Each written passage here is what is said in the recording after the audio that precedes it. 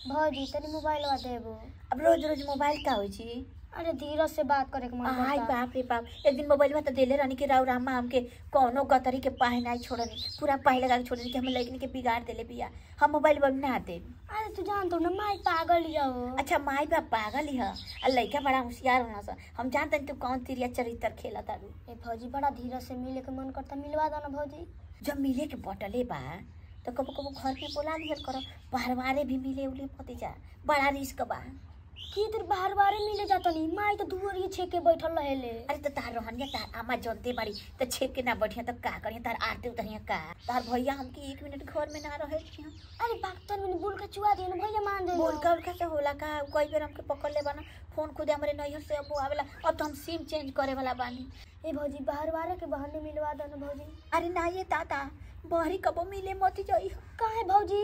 अरे काहे कहतड़ू, हम नैहर में एक बार पकड़ा गइल हनी, 4 को मिल के पकड़ ले लना सा, लगना से डिमांड करे, बताओ केकर केहू डिमांड पूरा करे। हम तो भगनी लहंगा उठा के, लेकिन जौन बोलौले रहे उहो भाग गइले दादा, पता को केहू साथ ना देला वो टाइम, खाली कहिया सन तरी खाती मरम जियब, फांसी लगा ले दुनिया से लड़ जाई, आ जब पकड़ा जेबू ना तो खुदे भाग चली मुँह तक ना। ठीक बा भौजी, आज से हम प्यार मोहब्बत के बारे में ना पढ़ो। हाँ देखो मतलब तार 18 साल की उम्र होइए गई, 2-3 साल में तार शादी को दे जाके ससुरा में माजा मरी हो, लेकिन ये दादा का भौजी नैहरे के माजा जिंदगी भर का साजा हो जाला ये दादा। ठीक बा भौजी, नैहरे में ना उड़े के चाहिए, ना तो पाक कटा जाई तो नहीं करहु ना उनिए करहु।